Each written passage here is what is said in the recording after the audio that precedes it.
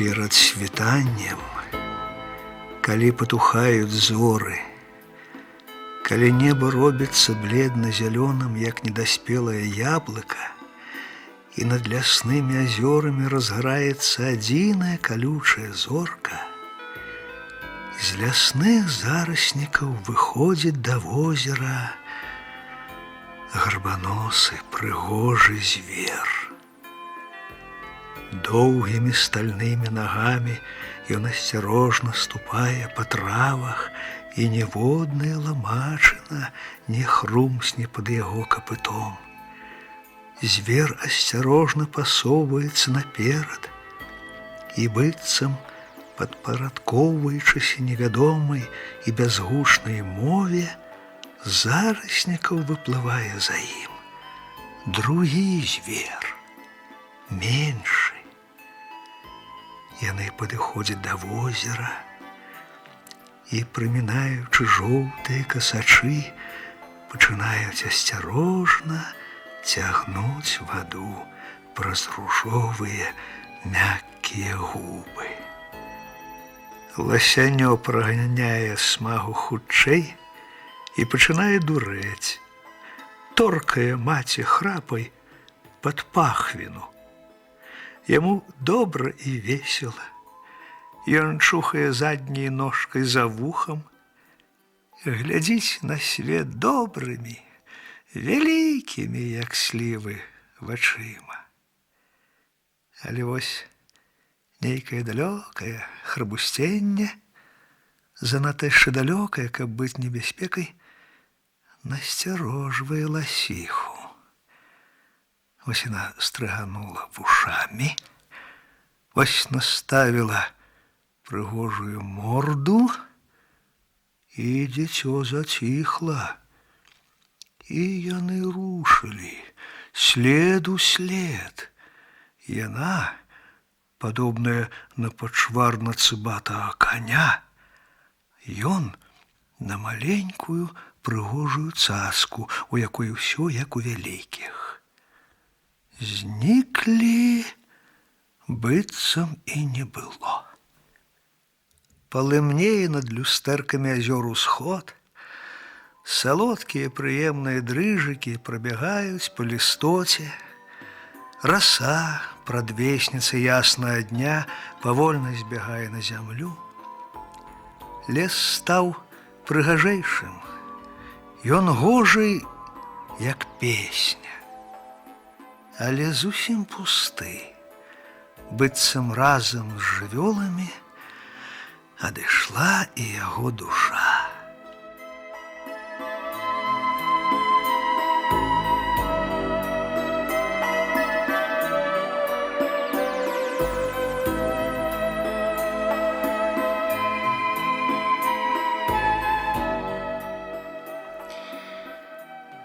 Ужо 2 тыдні мы ўтрох жылі ў вялікіх багушэўскіх лясах. Здзічэлыя, аблепленыя павуціннем, галасістыя, як ішакі, мы перажывалі адзін з тых момантаў, за якіх, уласна кажучы, толькі і варта жыць. Мы начавалі ля вогнішча, накручвалі на лёску цэлыя ахапкі жабніку, збіралі першыя баравічкі, жытнічкі, смажылі ўвечары рыбу, ляжалі на траве, расплываючыся пачуццямі па ўсім гэтым прыгожым свеце, мы наладжвалі раніцою індзейскія скокі вакол вогнішча і наогул трымалі сябе, як банда сентыментальных ідыётаў. Нас было 3. Я, Валька Лісоўскі і Зміцер Шчарбянок. Мы былі старымі сябрамі яшчэ па вясковай школе. Але потым шляхі нашы разышліся. Я паступіў у інстытут, Валька і Зміцер, якія былі маладзейшыя за мяне, яшчэ вучыліся ў 10 і 9 класах адпаведна.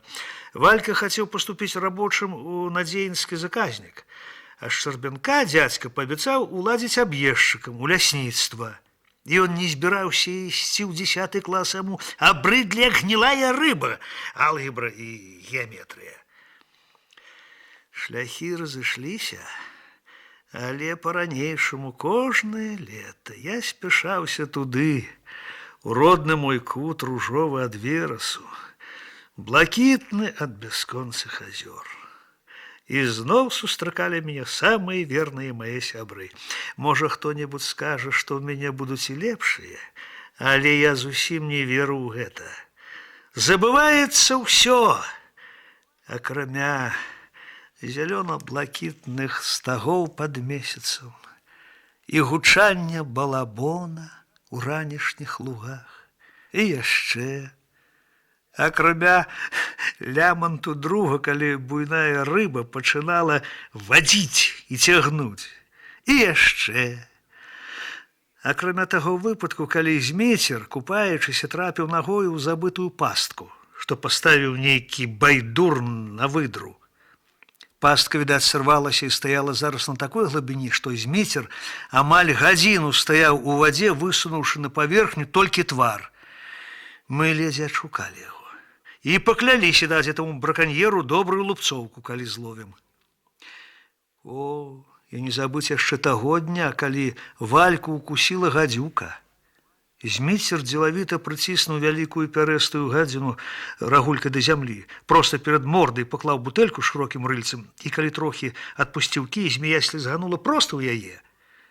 Змецер сур'ёзна і з перасцярогамі затыркнуў рыльца, пасля плюнуў на шкло ў тым месцы, дзе гад намагаўся ўкусіць, і дзе заставаліся жоўтыя бісерынкі атруты. Нельга было чакаць, пакуль нага запухне і пасінее, а да бліжэйшай бальніцы было 30 вёрст. І Валька, той самы ціхі, ласкавы Валька, што больш за ўсё любіў слухаць казкі, як маленькі, раптам сеў на зямлю, уціснуў нагу пад каленам паміж стваламі бярозкі дваяшкі і амаль прасіпеў мне. Ну! Я выцягнуў з кішэні нож. Валька вельмі баяўся болю, таму і замацаваў нагу, каб не перашкодзіць аперацыі. Зараз ён лёг і закрыў вочы. Я зрабіў глыбокі надрэз на тым месцы, дзе цямнелі маленькія кропкі, сляды зубоў, кроў цякла і цякла. Я выціскаў яе, але мне здавалася, што скура вакол ранькі сінела. Я вельмі баяўся за хворы зуб у маёй верхняй сківіцы, але ўсё ж прынік да ранкі і пачаў высмоктваць яе. Я смактаў, пакуль змецер не сказаў мне: «Ну, хопіць, дурубала». Ну, такі ўжо быў стыль нашай размовы. А Валька вызваліў нагу і вельмі спакойна паклаў на разрэз жарынку з вогнішча. Я даў яму ў патыліцу, і мы забінтавалі яму нагу, і ў яго, і ў мяне была пад вечар лёгкая гарачка. Але гэтым справа і абышлася. Але пра гэта хопіць. У мяне ніколі не будзе лепшых сяброў. Паверце мне. І вось у той вечар мы сядзелі ля зырка ў вогнішча, пяклі бульбу і размаўлялі абы і пра што. Калі вы не ведаеце яшчэ, што такое сапраўднае шчасце, прыязджайце да нас. І мы вось так, з ціхаю размовай, пасядзім ля вогнішча і паглядзім на кабечае возера уначы. Павольна сіпеў чайнік, выліваючы на вуглі з носіка збытак вады. Вуглі на тым месцы, дзе вогнішча прыгарэла, здавалася, хутка мяняліся месцамі. Спіну прыемна халадзіў подых начнога возера. І, Боже мой, чаго толькі не адбывалася вакол. Салодка, нават сладастрасна пахнулі лугавыя гваздзікі, аддаючы з водарам дзённую цеплыню. Ялейна пахнуў чабер. Здавалася, што ты раптам атрыбаў сабачы нюх, столькі разнастайных вызваленых пахаў лавіў нос. Часам гучна біла на возеры вялікая рыба, патрывожаная, напэўна, нейкім недарэчным рыбіным сном. Цьмяныя кругі разбегаліся па вадзе. крычаў недзе пугач, жадаў напалохаць уласную смерць.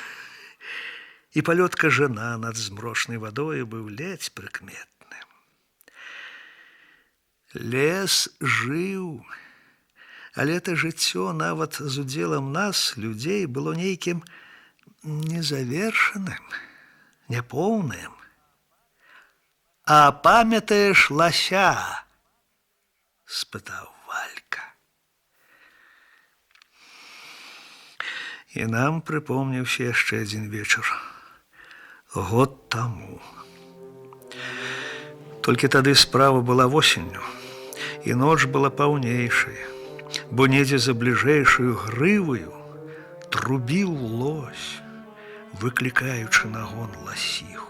Ноч была амаль срэбная ад халоднага па-асенняму месяца, ад паветра, прасякнутага ім. Уначы здарыўся лёгкі замарзак, і лужыны ўзяліся з краёў лятком, і над гэтымі лужынамі, над серабрыстымі лясамі, над азёрамі, пад халодным вялізным месяцам гучэў крык лася.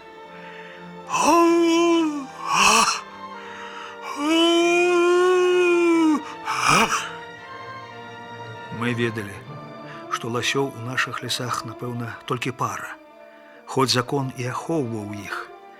І адзін з іх быў той самы лось-самец, што трубіў зараз у ярасці, прасякнуты нечуванай цягай і жахам перад самотай. Ён выдзіраў з зямлі рагамі даволі вялікія дрэўцы. Мы знаходзілі вываратні і крычаў, клікаў да сябе сваё каханне. Ой, жаласна трубіў тады лось, скардзячыся на бязмежную самоту, на тое, што знішчаны ягонай калісьці вялікі і магутны народ, на тое, што астатніх аддалі на літасць людзей, у якіх няма літасці. Дзе яна была, слава былая? Былая ўсемагутнасць ласінага племя. І мы слухалі і спачувалі яму. Але што мы маглі зрабіць? Тады у багушэўскіх лясах, як амаль паўсюль на Беларусі, лютавалі браканьеры. Цягні, хлопцы! Сячы, хлопцы! Страляй, хлопцы! Хто ў лесе не злодзей, той дома не гаспадар.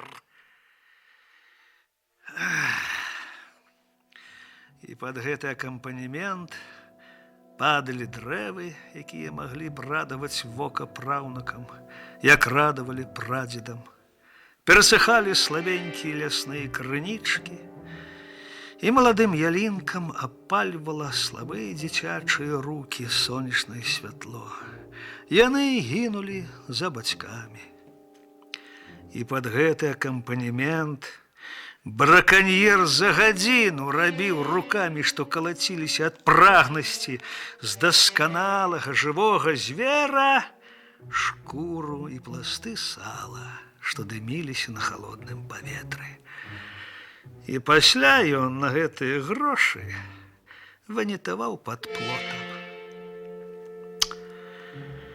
Даўно знік у нашых лесах добры бабровы народ.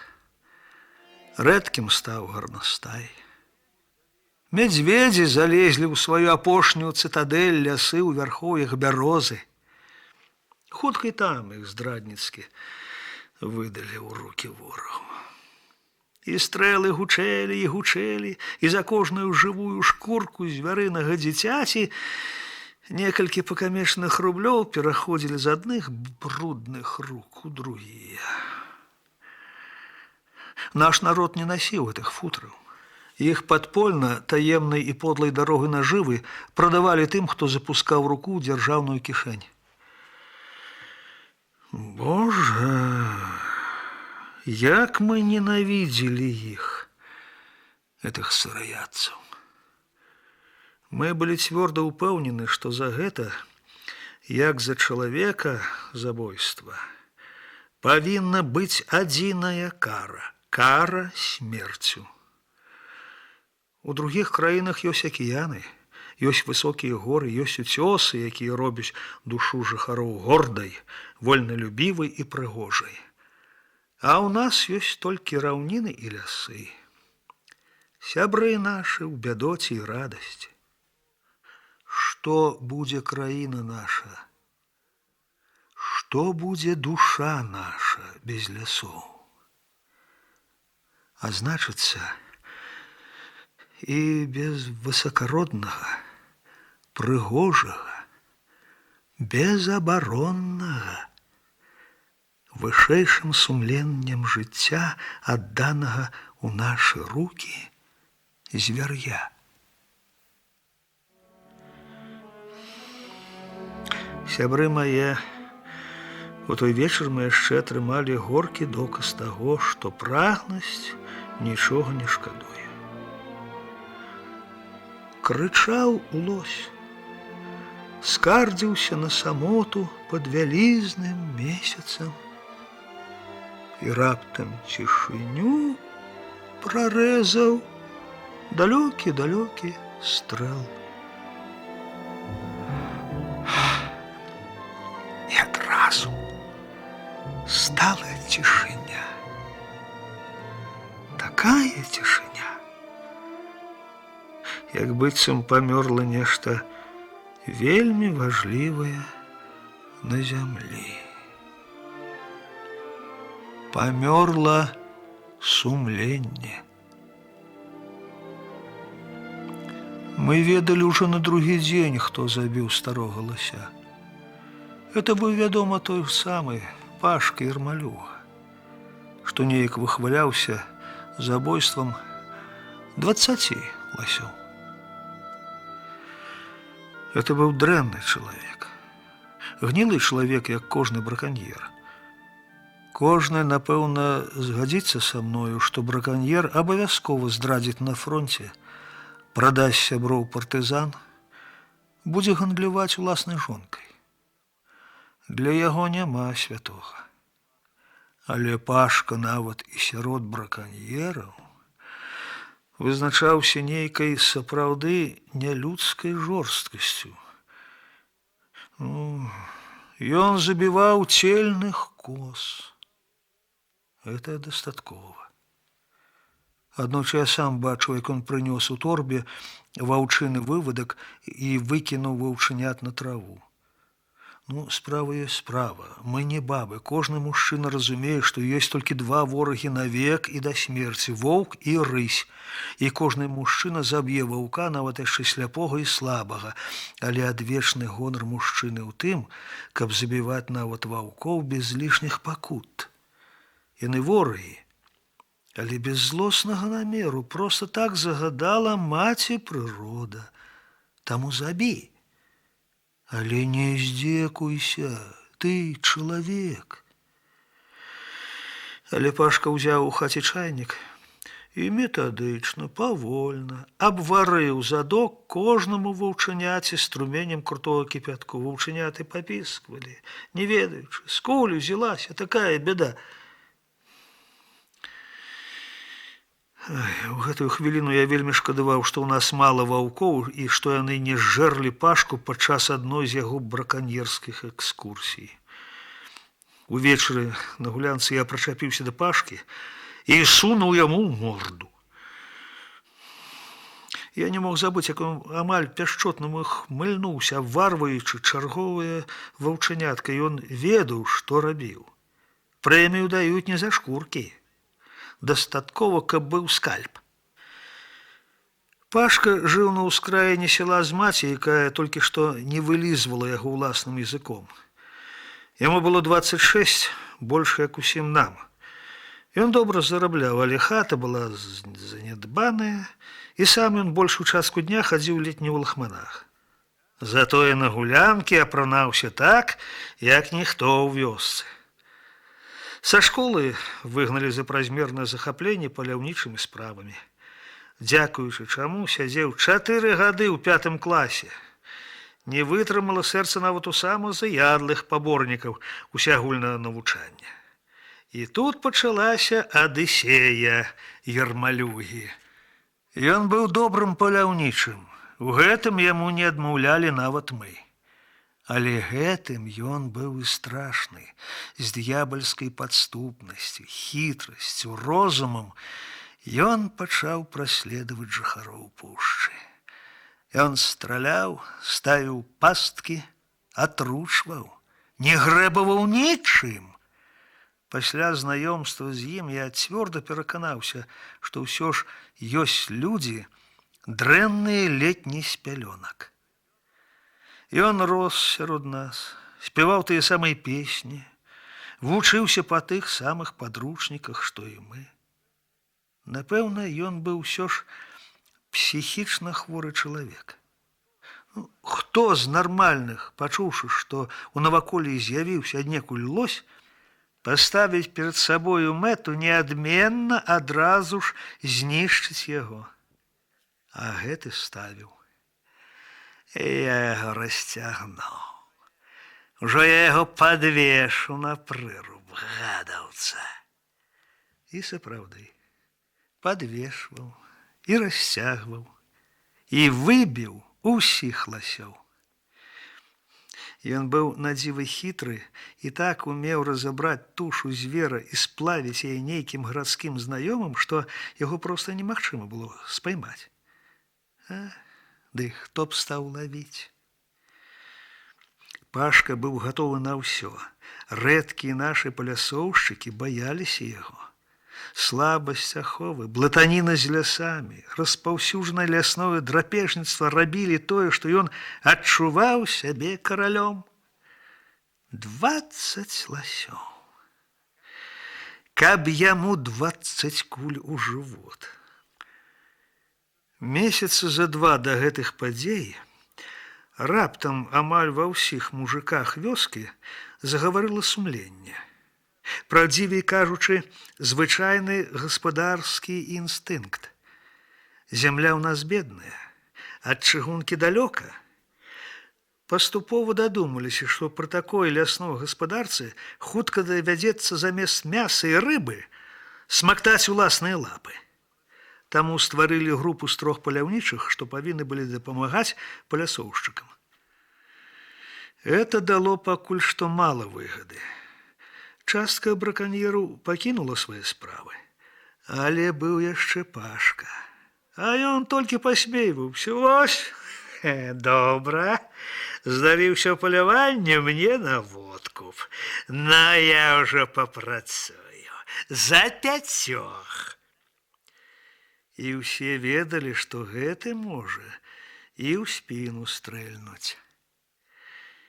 Мы пасля выпадку са старым ласём ненавідзелі Пашку ўсёй душой. Нам здаваўся агідны гэты прыгожанькі твар, паабапал якога, невядома адкуль, трапіўшы, сядзелі вушы, самыя дзіўныя вушы, якія мне даводзілася бачыць. Яны былі вялікія, вострыя, амаль без мочак, і ён мог круціць імі. Менавіта круціць, а не проста варушыць. Мог круціць адным вухам у адзін бок, а другім у другі. Калісьці это было забаўна, а зараз выклікала агіду. Вушы, як у ваўка. Дык вось, мы сядзелі тады каля вогнішча, і Валька спытаў пра лася. Это быў добры вечар, ледь не самы добры ў маім жыцці. Які ж страшны ранак павінен быў адбыцца пасля этой ночы. Ведаеш, сказаў мне Валька, зноў нехта бачыў лася. Глупства, мармытнуў Зміцер, это плёткі, напэўна. У нас тут амаль ціха зараз. Дзе яны тыя звяры? Каб быў лось, я б ведаў. Не можа быць, каб звер не пакінуў слядоў. Свіснуў Лісоўскі.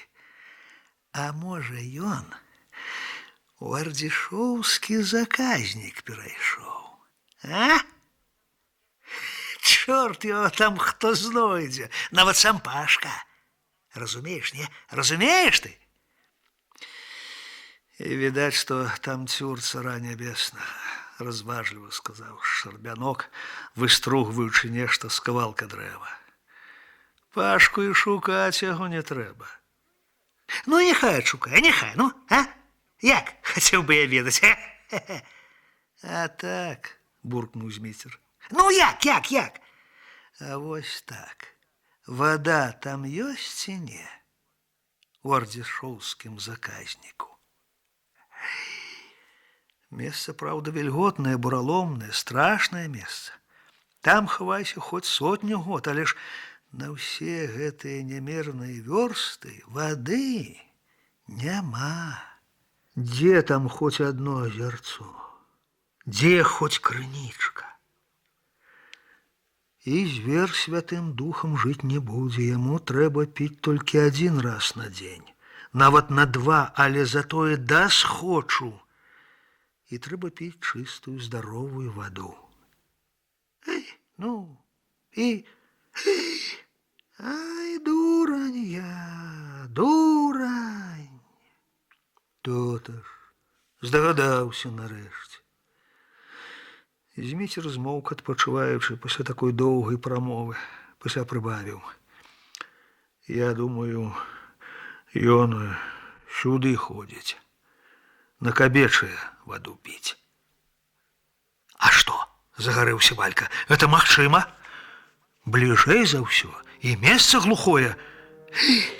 І толькі калі ходзіць, дык ходзіць кізікавым ярам, дзе яшчэ жоўтыя касачы. А ты там, напэўна, і не шукаў. У цябе, Зміцер, чэрап тоўсты, як дзюймовая дошка. Зміцер прамаўчаў, быццам сам ведаў гэта.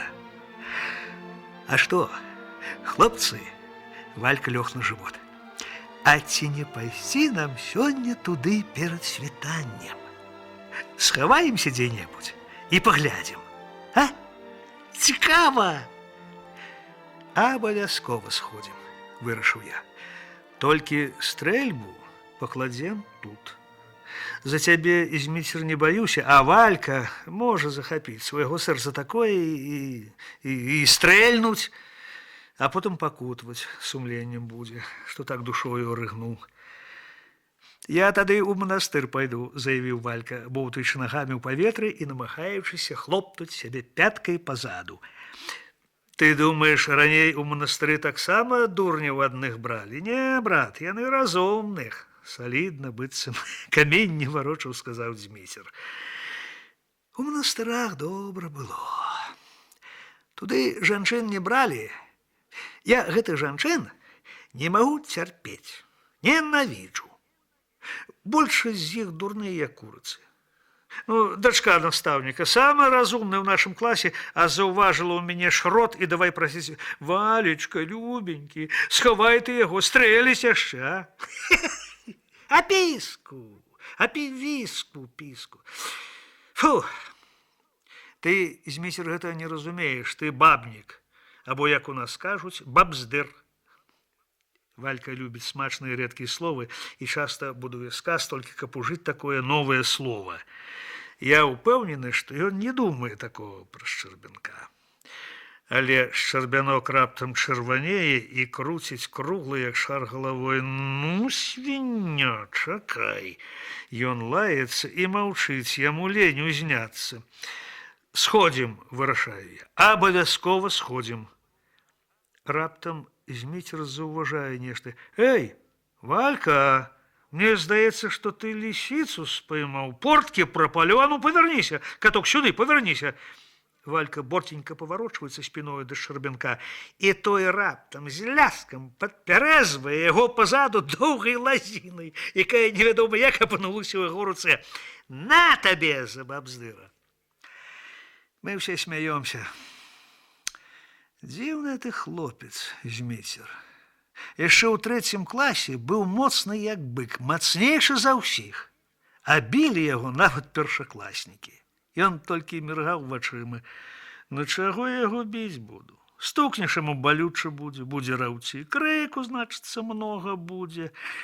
Ах, неспакойна. Зачараваныя гэтай непаўторнай філасофіяй, мы з Валькам узялі яго пад сваю апеку, і з тых часоў пачалася наша дружба. Гаворыць ён зусім мала, за ўсё жыццё, здаецца, ні з кім не сварыўся. І вось, бачыце, нават з нейкім гумарком, ну, цяжкім, як яго кулакі. Мы даўно папілі чай, ляжым на коўдрах і маўчым. Цемра стае гусцейшай, этой летние ночи короткие, на одну дзявочую песню. Недзе крычыць птушка-бугай. Яна таксама знікае з нашых рэк і балот. Напэўна, тыя самыя невясёлыя думкі прыходзяць у галаву і Вальку, бо ён нечакана абапіраецца на локці, прыўстае. Ведаеш што? От цікава, дзе зараз лесуны падзеліся? Дзед Марка іх, можа, 100 разоў бачыў. А мы? Іх адмянілі, ляніва сказаў Зміцер. Валька маўчыць, але я заўважаю у яго шырокіх чорных вачах нейкі дзіўны агеньчык. Хлопцы, а я ведаю, дзе яны. Наш жыве у ардзішоўскім заказніку. А бліжэйшы яго сусед аж за Барздзілаўкай, за 8 вёрст. Звяр'ё выбілі, лес парадзеў. Раней-то яны суседзі былі, а зараз разышліся далей, бо нетры любяць. Дзеці ў іх, напэўна, паўміралі, а яны ўжо старэнькія. Ходзяць, лічаць звяр'ё і не далічваюцца. Я нават бачыў, наш да яго ў госці ходзіць, бо трошкі мацнейшы. Пагавораць, это так сумна, і наш ідзе да хаты, і ўсё на пнях спачывае, спачывае. Зміцер пачціва маўчыць. Вядома, такому цельпуку нічого такого не выдумаць, хоць 100 гадоў думай. Мы не кажам, што Валька брэша. Мы паважаем нашага друга за гэтую здольнасць, а Валька перакульваецца на спіну і глядзіць у неба. Я добра бачу яго белы вільготныя зубы, загарэлы твар, чорныя валасы, што рассыпаліся па зямлі. І яшчэ вочы з такімі выгінастымі вейкамі, што яны павінны былі б дастацца дзяўчыне. Я вельмі люблю Вальку. А ён пачынае ўжо плесці нейкую новую ману. Бачыце, хлопцы, ноч ляціць. Ой, на чорным кані. Конь стомлены, ледзь перабірае капытамі ў паветры. І твар у ночы чорны. Голас яго слабее, заціхае, і праз хвіліну ён спіць. Засынаем і мы, шчыльна захінуўшыся ў стары рыжы палітон і кажушок. Начныя сны ў лесе кароткія. Засынаеш, прачынаешся і зноў засынаеш. І ў сне амаль тое самае, што на яве. Далёкі крык пугача, шапаценне хвой, ноч на чорным кані і цэлыя абярэмкі жоўтых касачоў. Часам праз напаўзакрытыя павекі пабачыш язычок полымя, што вырваўся на волю з вуголляў. Пачуеш, як сваволіць у сетнягах вадзяны пацук. І зноў цішыня. Сны. «Вставай! Вставай!» – торгае нехта за плячо. Это Валька. Ён свежы і чырвоны, паспеў памыцца. Зміцер сядзіць ля вогнішча і калоціцца са сну. Ноч яшчэ толькі пабялела, і невядома, добры або шэры будзе дзень. Мы идем. Свет увесь купаецца ў расе. І з недасыпу здаецца нейкім дзіўным. Павуценне ў дробных бісерынках расы гарыць, як хрустальная. Толькі тут заўважаеш, як многа ў лесе павукоў. Адна зяючая сетка вісіць нават паміж самымі высокімі галінкамі аднаго дрэва. Мы змоклі амаль да грудзей. Кветкі пакідаюць на нашых ботах мокрыя рознакаляровыя пялёсткі. А кізікаў яр здаецца зусім непаўторнай мясцінаю. Жоўтыя касачы на беразе возера стаяць нязломным гушчаром. Над ярам схіліліся дрэвы, ён нагадвае тунэль. Мы выбираем зацішнае месца і кладёмся на зямлю. Ранак. Спяць яшчэ нават птушкі. І ў лесе цішыня. Я не ведаю, як доўга мы ляжалі тут, і вось, сапраўды, мы як пацэлілі са сваёй здагадкай. «Ласіха!» – шапнуў аднымі губамі Зміцер. Вось каго клікаў стары лось. Я толькі тады заўважыў вялізны даўганогі цень, што выплыў з зараснікаў і асцярожна паплыў па травах да возера. Ён ішоў так ганарліва, так прыгожа, што ў мяне нават нешта зашчыкала ў вачах. Бязрогая, з гордай шыяй, з доўгімі моцнымі нагамі. «Глядзі!» Здагадаўся я па вуснах шчарбянка. За ласіхаю выйшла ласянё. І, пераймаючы рухі маткі, такой сур'ёзная, маленькая, добра выхаваная, пакрочыла за ёй. Яны пілі ціха. Ім трэба было напіцца, каб пасля зноў на цэлы дзень пайсці ў сваю цытадэль, дзе бяспека і мір. У іх аднялі нават ваду. Адняў не закон, а слабасць нашага ляснога закону. А вось жа, самы хатні дзікі звер на зямлі, толькі нядбайнасцю, нецікаўнасцю чалавека пакінуты дзікім. Яны пілі. Яны баяліся. Мне стала так сорамна, што я пачырванеў. І ўсё ж гэта было дзіва, як прыгожа. Возера, лес, звер, кроплі вады, што падалі з пысы жывёлы. Калі яна на хвіліну пакінула піць і прыслухалася. «Піце, любыя, піце, хто кране вас у такую мірную, такую добрую гадзіну».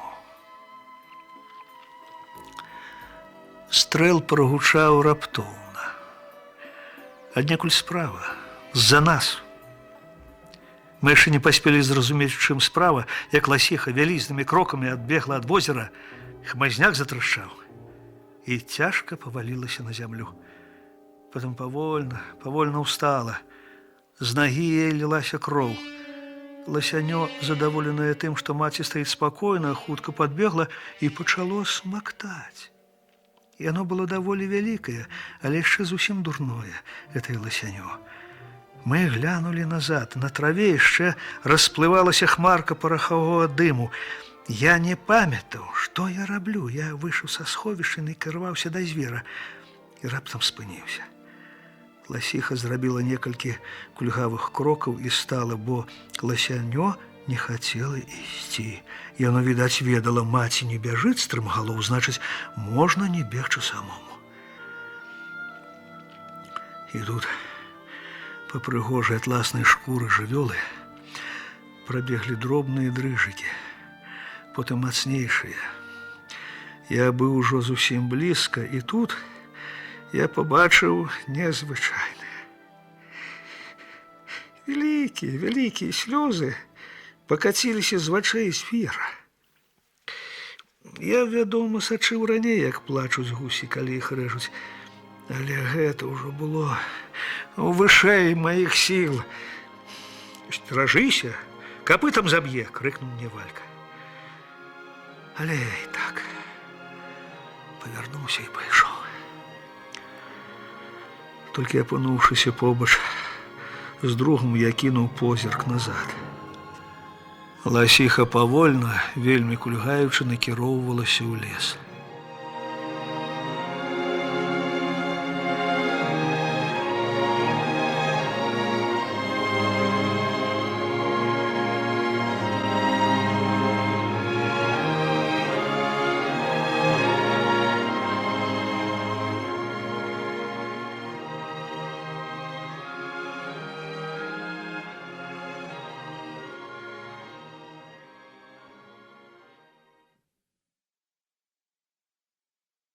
«Што ж з ёй будзе, а?» – спытаў Валька. «Што? Сапсаваны звер. Здохне, напэўна, і ласянё зусім дурное яшчэ. Ды і столькі драпежнікаў. Слухай, братка, – загаварыў Лісоўскі, пазіраючы мне ў вочы, забегаючы наперад, – а можа, яна не здохне?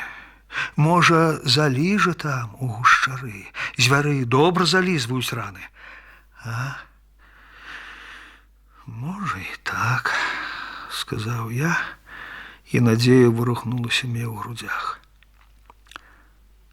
І толькі тут, калі ласіха знікла у дрэвах разам з маленькай цацкай, падобнай на вялікую, мы заўважылі, што шчарбянок знік.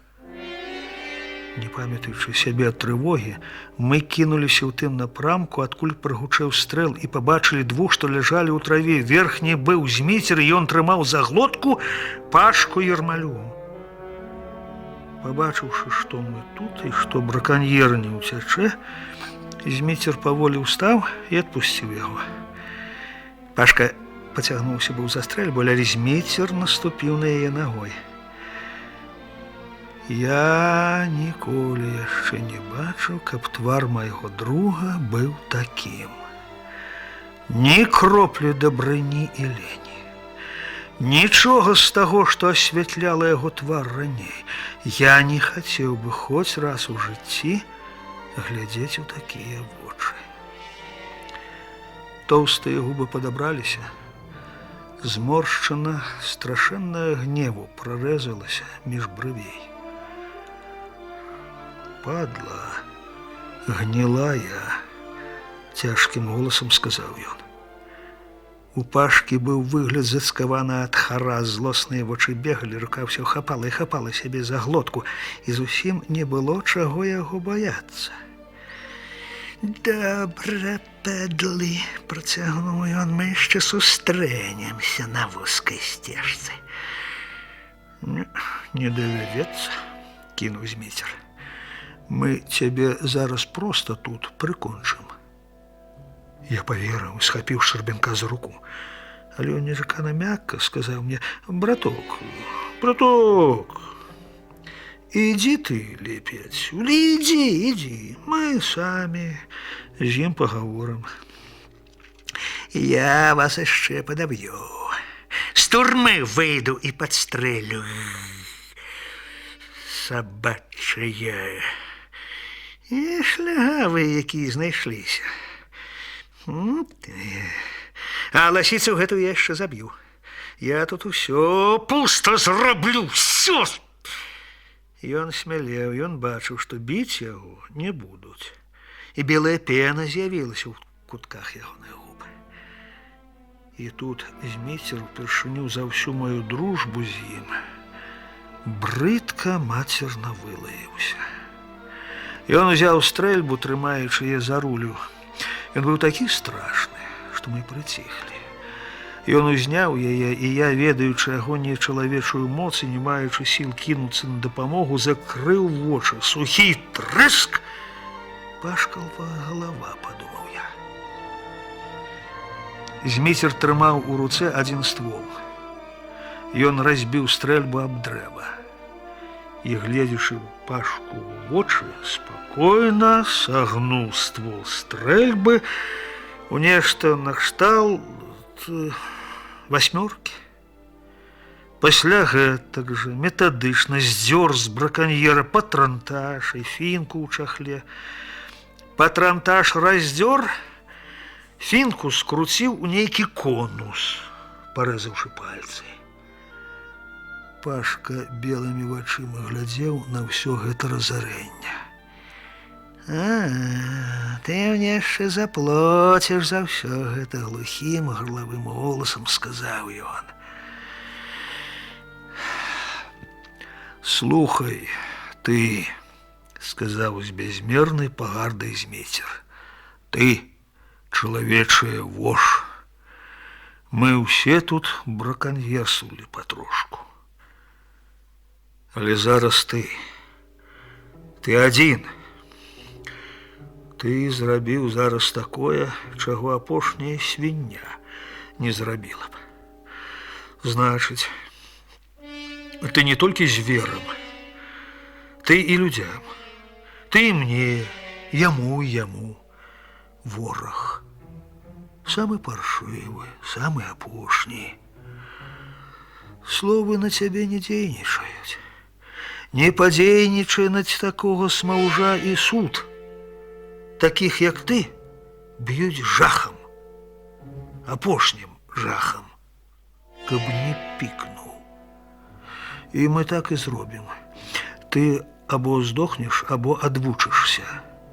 Папярэджваю. Калі ты яшчэ возьмешся за старое, я цябе заб'ю і падпалю тваю хату. Бабздыр. Я нікога не біў у жыцці, але цябе тады заб'ю. А зараз ты заплоціш мне за абразу, каб ведаў, як пакутуе жывое ў такім стане, як яна. Ласіха. І коротко кінуў мне: ідзі на наше месца. Возьмеш рэчы і будзеш чакаць мяне і Вальку ля слупа нумар 223. А што вы будете рабіць з ім? Трывожна спытаў я. Нічога. Я абяцаю табе, што не крану яго нават пальцам. Хіба недастаткова, што я сказаў? Я марудзіў. Ты друг мне ці не? Ну? Я пайшоў. Гэтай клятве я паверыў бы нават, калі б Зміцер стрэліў бы ў мяне. Яны дагналі мяне ля слупа. Я чакаў не больш паловы гадзіны. Што з ім?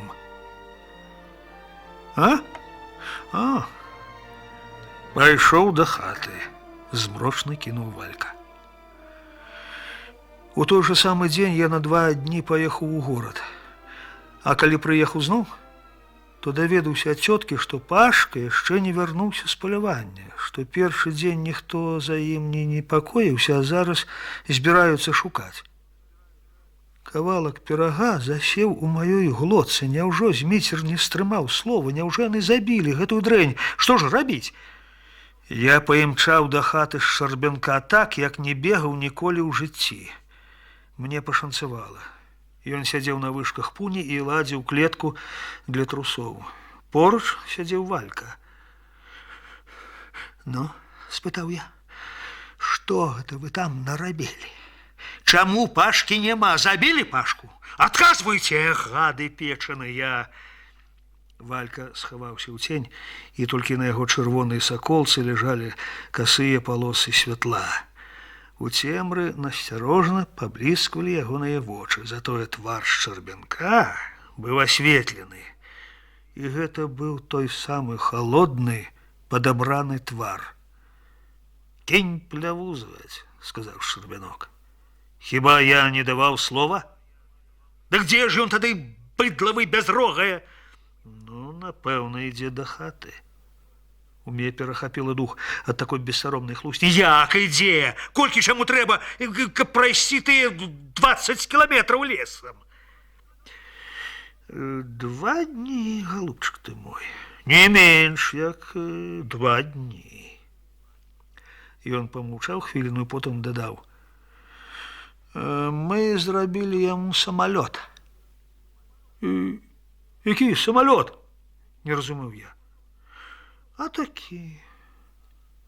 Высеклі лату даўжынёю метраў 10. Паклалі на спіну і прывязалі да яе рукі. Ну, а далей?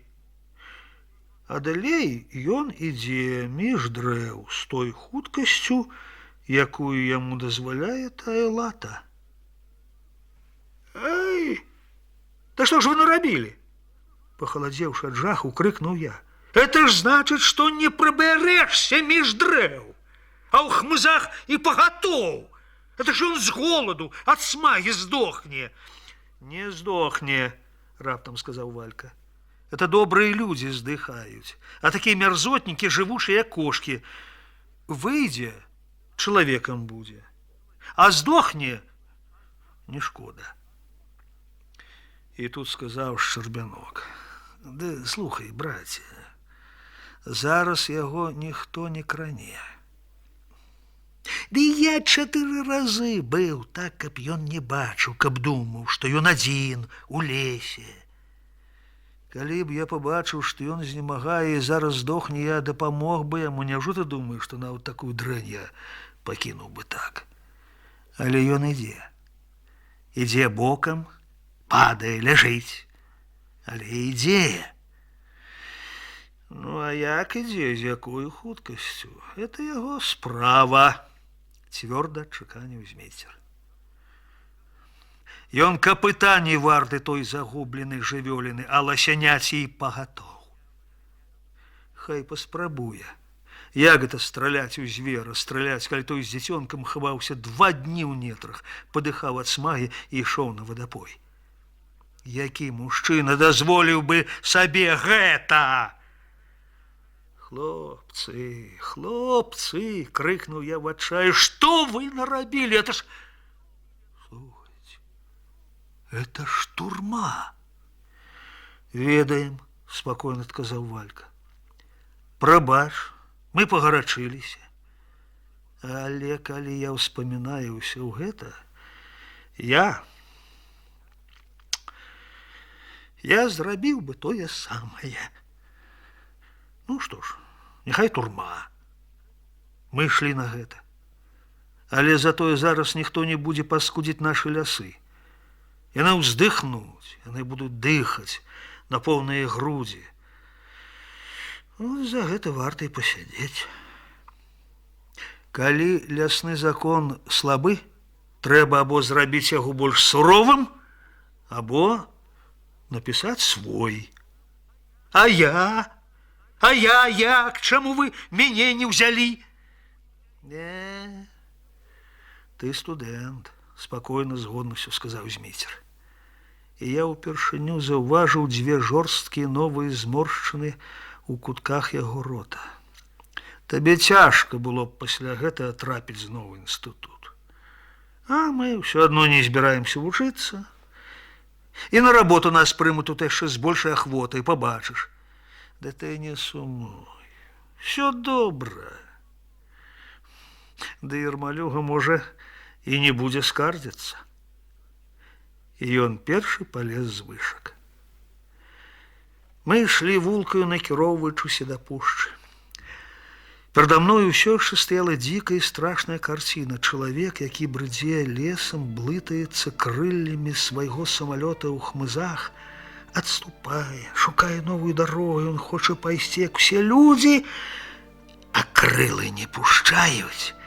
І ён ідзе бокам, як жудасна небывалы самалёт.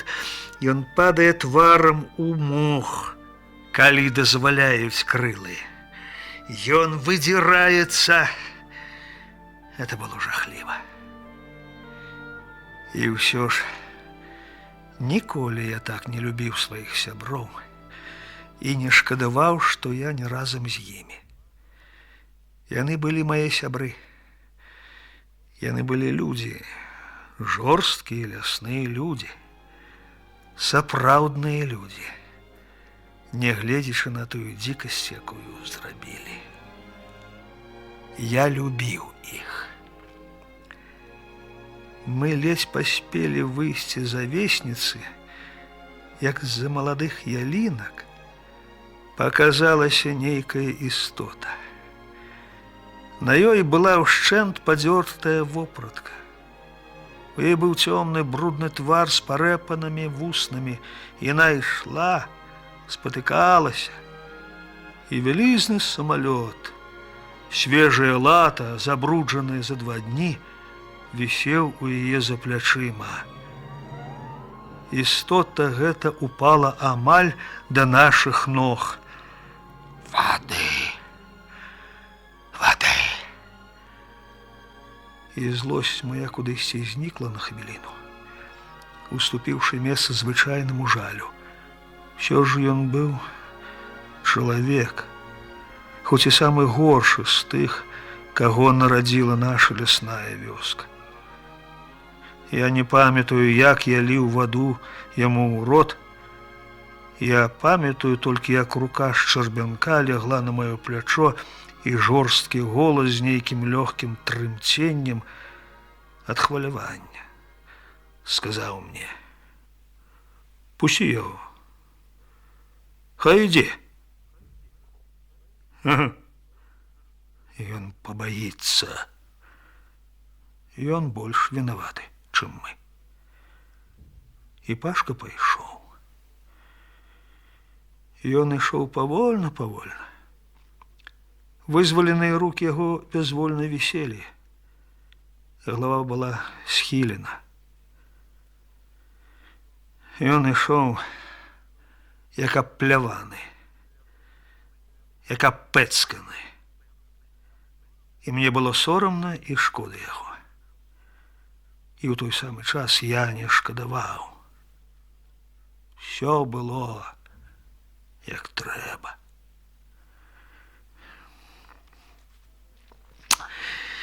Я не ведаю, ці выжыла ласіха, ці засталося ў жывых малое ласянё, але я ведаю, што стрэлы не гучаць цяпер у нашых лясах, у наших спустошаных пушчах. Мир вам, звяры, і мир вам, людзі. А недавно я чуў, як за азёрамі трубіў лось.